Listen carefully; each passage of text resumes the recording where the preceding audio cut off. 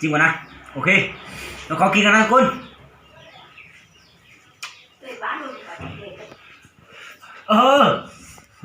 ร้อยคุณเพื่อร้อยครับไม่อยากจะพูดหรอกครับน้องๆก็อร่อยทุกคน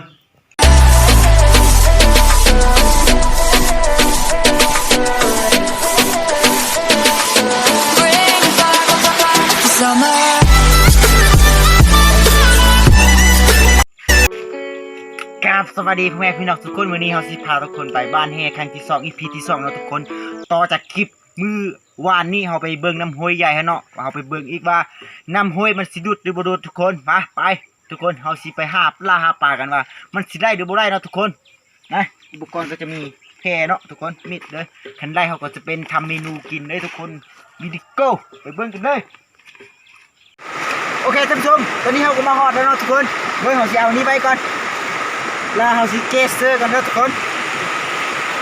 โอเคทุกคนเขาสิเฮ้เมื่อกี้เข้าบ้านเข้าไปแล้วเนาะทุกคนก็อาจจะการประทันเนาะทุกคนนะเราสิเข้าไปเอาเลยทุกคนไปดิโก้ทุกคนโคตรหนาวเว้ย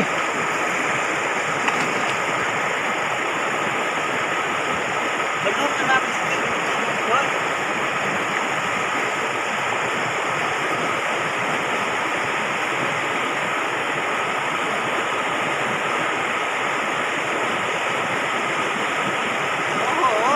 ตัวเดียวแล้วทุกคนเบิ่งอ้าวไปแล้วเพื่อนคุณมันไปแล้วมาบ้านเฮคันที่2แล้วทุกคนเอาเลย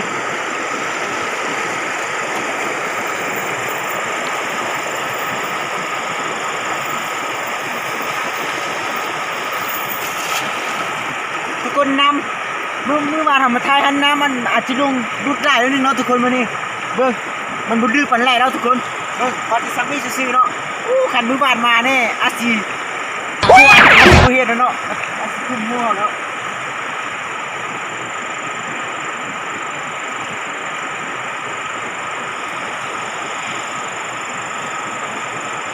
โอ้โหมันบุทึกกว่าทุกคนเพราะว่านี่คือที่เข้าไปอยู่ในฮันเนาะทุกคนลูกนี้มันทางนอกโคตรมันบุทึกอ่ะ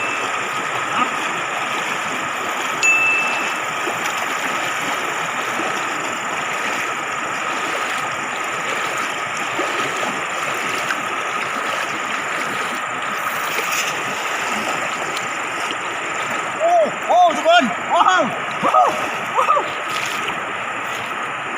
น้ำคนเดือดกว่าทุกคน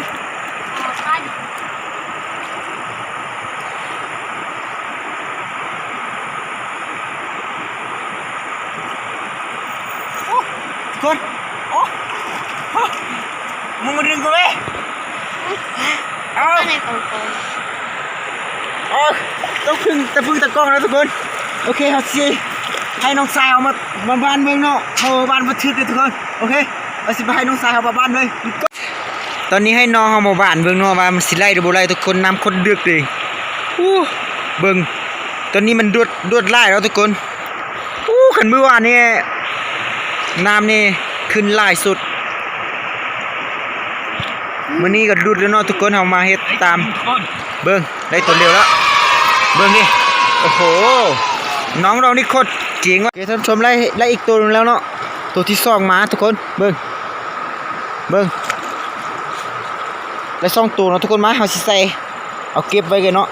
เดี๋ยวจักหน่อยเฮาสิไปแต่งกินเลยทุกคนโอเค5ตัวทุกคนน้องเฮามันไล่แล้วเนาะเอาถึงตัวนึงยังบ่ไล่เนาะบัดนี้มาเอาสิลอง5เบิ่งอ่ะมันสิไล่เนาะค่อยว่าอาจสิไล่เนาะทุกคนมาเลยลุ้นกันว่ามันสิได้บ่ได้ทุกคนมา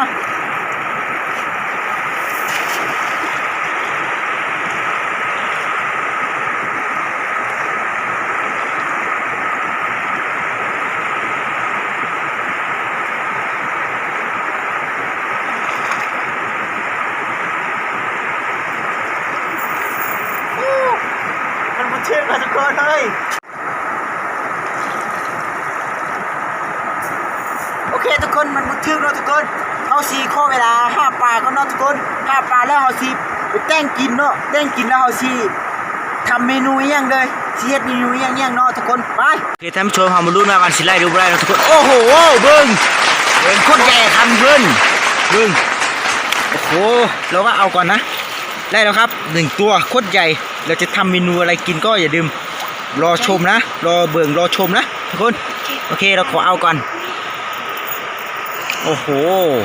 โคตรใหญ่ครับเพื่อนๆโอเคเข้าไปแล้วครับ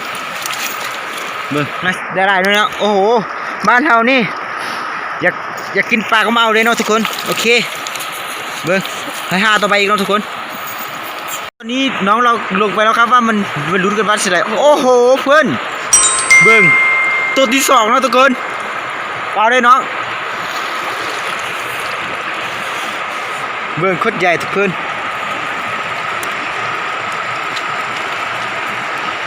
เอามันเรียกเข้าไปอ่ะโอเคทุกคนเบิ่ง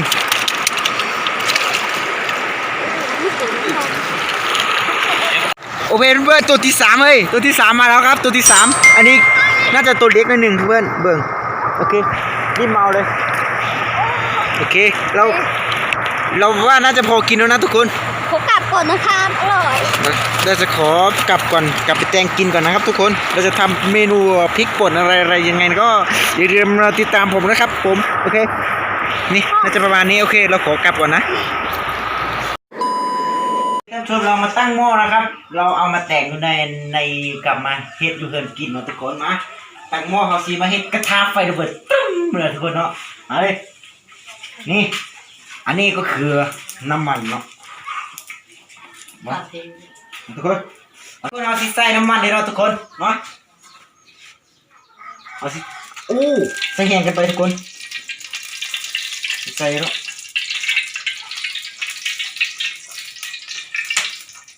ลาดใส่เลยเนาะทุกคน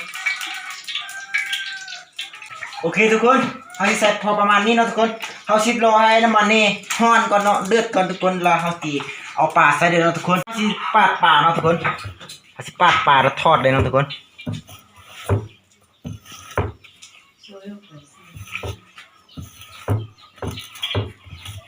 โอเคตัวที่1ได้แล้วเนาะ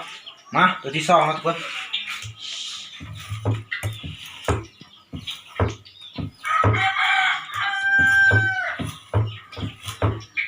โอเคตัวที่3เนาะทุกคน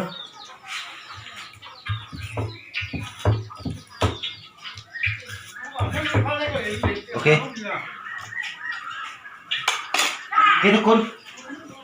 เอาสิไปคนเบื้องนอกนะน้ำมันนี่มันเดือดอยู่บนเดือดลองทุกคน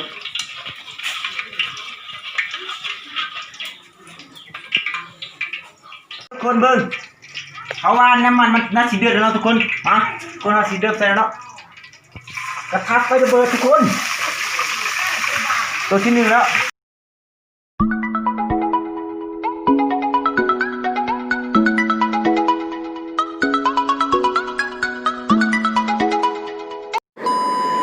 ทุกคนหลังจากเขาที่ทอดปลาแล้วเนาะเขามาเฮ็ดน้ำจิ้มเลยทุกคนมาอันนี้ก็คือกระเทียมเนาะทุกคนก่อนอื่นเราสิมาตำกระเทียมก่อนเนาะทุกคนมาเป็นสิประมาณนี้เนาะทุกคน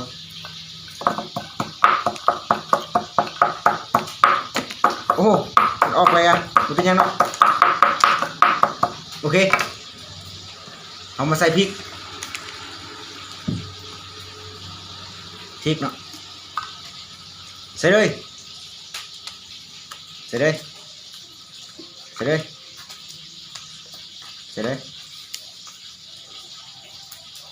่ไล่นิดนึงเนาะนี่เกลือใส่เข้าไปประมาณนี้เนาะสามีเนาะผงชูรสใส่พอประมาณนี้เนาะทุกคนนี่มะนาวใส่ด้วยเนาะไม่ต้องยากเนาะปาดบีบใส่เลยเนาะ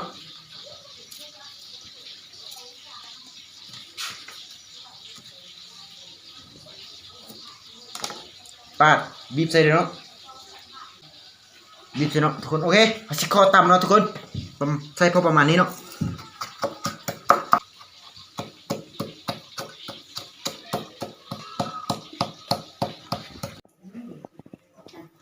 โอเคท่านผู้ชมตอนนี้เฮาก็แต่งเสร็จไปที่ห้อยแล้วคือปลาทุกคนนะนี่คือน้ำจิ้มเนาะทุกคน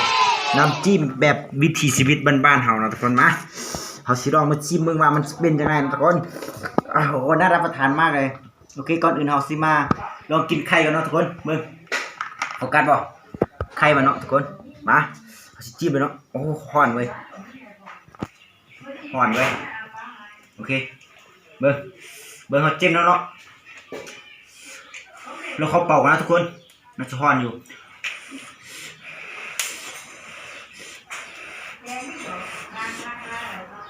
เบิ่งทุกคนจิ้มก่อนนะโอเคแล้วเขากินกันนะทุกคน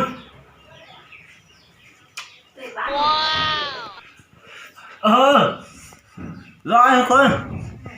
เฮ้ยร้อยอะครับไม่อยากจะพูดเลยครับน้องๆก็อร่อยทุกคน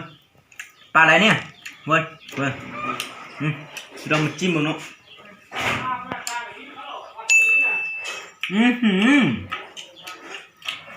ก็อร่อยครับเพื่อน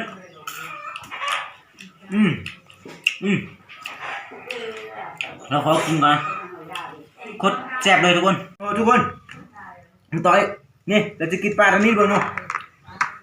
ปลาตัวใหญ่เบิ่งมาโอ้โหเบิ่งไข่ก็มีอะครับเพื่อนเบิ่งนี่จิ้มด้วยน้ำจิ้มเป็นซีฟู้ดนะครับพวกจิ้มนะครับ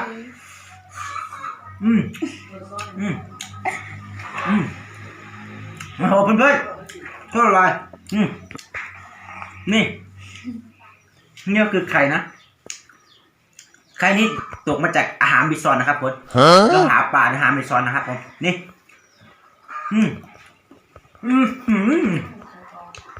นี่จะพูดครับเบอร์